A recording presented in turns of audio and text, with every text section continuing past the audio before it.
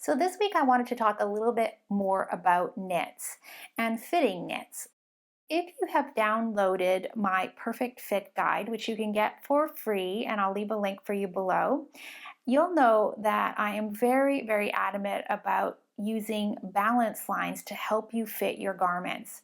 Now, the in-house patterns Jenny t-shirt does not have these balance lines marked on the pattern, but I want to show you how to find them because it's pretty easy with my patterns to find those balance lines. So if you are curious about how to fit using balance lines and you want to sort of put the Perfect Fit Guide into action using a knit garment, this is the perfect one to start with. So the Jenny T comes in sizes extra small to extra large, and it is also available in cup sizes. So you have an A, B cup size category and a CD cup size category. So those two cup sizes are actually grouped together, and it's because they're knits. So I have sort of made them together considering that this is made for a 75% stretch fabric. Now the sizing runs in bust sizes of extra small has a 32-inch bust and the extra large has a 42-inch bust. So that's the sizing categories that we have right now. So what I wanted to show you today is how to find the balance lines on this particular pattern. One of the things I want you to be aware of is that when you print out the pattern, you're going to find here some information that's already available on the pattern. And I want you to know that the seam allowances are 1/4 of an inch and the hem allowances at the sleeve and the bottom edge are 3/4 of an inch. This is so that you understand that when you're stitching it together, you need to use those seam allowances or add more seam allowance if you choose. This pattern has also been designed for a 75% stretch fabric. Now, if you have less than that, it's probably okay up to maybe 50%. But realize that if your fabric is only 50% stretch ratio, it's probably going to feel a lot more snug than this particular garment is intended to be. So if you use like 75% stretch, you'll probably get a little bit closer to how it's been designed. Now, I do also have within the pattern this little stretch guide, which you can test your fabric stretch ratio by. And you are looking for about 75% stretch, being able to stretch to this level here. Now, if you do have a 50% stretch or somewhere between 50 and 75, that fabric will likely still work for you. But the less stretch that the fabric has, the snugger, the tighter that garment is going to end up feeling for you. You can see here that I already have the balance lines marked on this pattern. This is in fact the Jenny T, and I've actually used the extra large as the example. And you can see the first thing that I've done here is I've actually drawn in my seam lines, and that's so that I can actually measure my pattern as we go along through the fitting process. So my seam lines are marked. Then the first thing I do is I find the bust line on the pattern. Now on this particular pattern, it is located 1 inch below the base of the armhole. So if you measure from the seam line at the armhole 1 inch down and draw a perpendicular line from center back, you will find the bust line position at the back. Now, as with most of my sewing patterns, you're going to find that there is a notch that indicates the waistline position on the garment. Not all patterns will have this if it doesn't make sense for it, but most patterns will have some indication of where the waistline is. So you're going to find that notch at the side of your pattern piece, and then you're going to draw a perpendicular line from center back in this case. So that is going to be the waistline position. The next one that's pretty easy to find is the hip line position. And you're going to see here I have 3 of them marked because the hip line position is dependent on the size that you're working with. Because I don't have it marked as a notch on the pattern simply because the hemline is too close and it would become too confusing for you. So that's the only time fitting lines won't have notches, is when it might become confusing for you. On the extra large, the hip line is located 9 inches below the waistline position, which is why it's important for you to determine where the waistline position is first. So 9 inches below the waist on an extra large. The smaller size that you work with, for instance, if you are working with an extra small, you're going to end up being only 7 inches from the from the waistline. And if you're working with a medium, you are going to be 8 inches from the waistline. And that's just the difference in the grade rule that's applied in this particular sizing system that I've been using.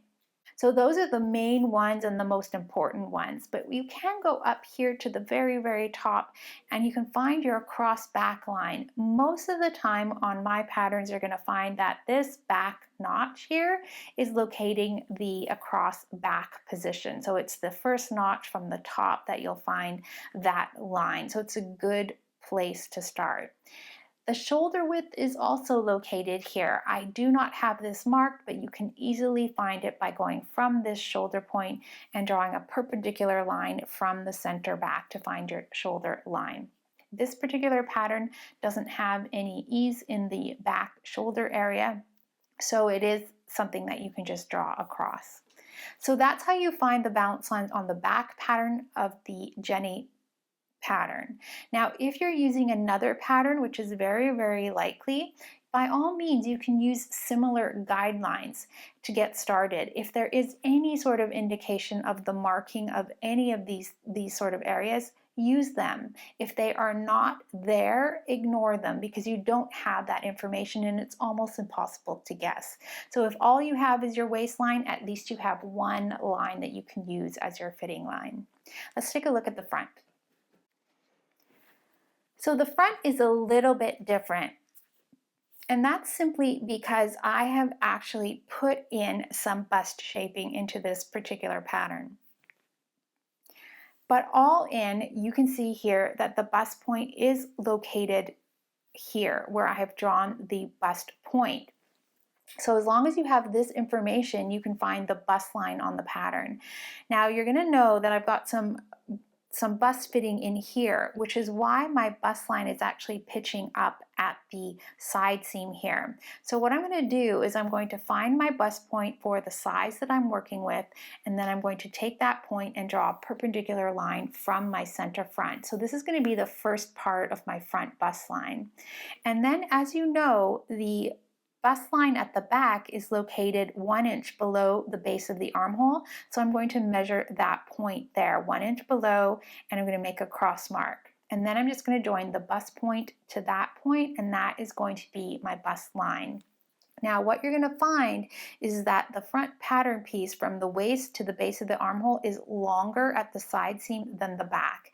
And that's because I have some dart easing in here between the notches that are going to allow you to put some bust shaping in. So that allows you to have a longer front pattern piece to accommodate your bust shaping that you need. Now in the larger cup sizes, this happens to be the AB cup size. In the larger cup sizes, you're going to find that there's going to be more ease there. So you just have to determine that by walking your pattern, and then you will know exactly how much ease you have there. Now, that is indicating here how much your dart volume is for this particular pattern. So once you draw in your bust line, you can actually determine the amount of ease when you walk your pattern. Now the waistline, as you know, I always have marked with the notch. So once again, you're just going to draw a perpendicular line from center front that intersects with this little notch here. And once again, the waist position, once you have the waist position, you can find your hip line position. And as you know, just as in the back, we found it by measuring from the waist 9 inches down for the extra large, 8 inches down for the medium, 7 inches down for the extra small, and the other sizes, of course, will be in between those lines. So that's how you find those balance lines. Now the cross front is a little bit trickier. So I actually know where this is, and it's too difficult for me to sort of figure out for each size for you. So what I want you to use is this little notch here. So you can use this notch as your across front position on here if you choose to put it on. You can actually ignore this because your fitting will actually show you exactly what you need to do there. But your most important ones are bust, waist, and hip, and you can find that on the front. So when we compare the front and the back, I just want to talk a little bit more about this shaping that I have at the side. So you can see here that with the waistlines aligned of the front and the back, you can see that my front side seam is longer than my back side seam. And as I said, that's because I have this ease for dart shaping kind of built into the front pattern piece.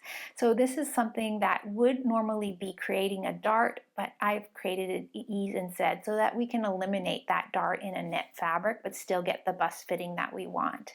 So you can see that is the reason for this extra length.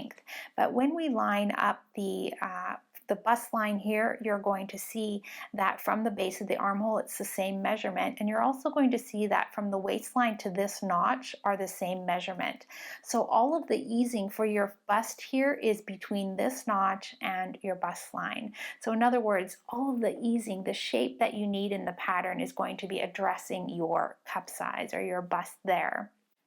And the last balance lines I want to tell you about are the ones on the sleeve, and they're super easy to find.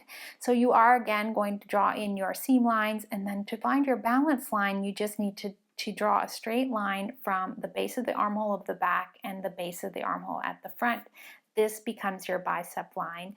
When you have their bicep line, you can find the midpoint of the length of that line and draw the center line of your sleeve. It should split your hem in half and your bicep line in half. So those are the two major lines, but you'll see here I also have another line here, which is the elbow line, and that's indicated very conveniently with some notches. So that's going to be the elbow line position there. Please note that on my patterns, the center line and this notch are in different places. So in other words, this center line does not match the shoulder seam of the bodice. It is this notch that must match the shoulder seam of the bodice. So make sure that you are setting your sleeve in that way, because you'll find that you won't get the ease distributed properly. So I hope you go ahead and put those balance lines on the sewing pattern that you're working with, and then mark them on the fabric before you stitch up your sample, because it's going to really help you understand where you may need extra length or extra girth in order to find out exactly how this garment is going to fit you and how to assess it properly. Next week, I'd like to spend a little bit more time with the Jenny sewing pattern, because what I want to talk about is negative ease in the pattern. So I'll see you next week. We'll talk to you soon. Bye for now.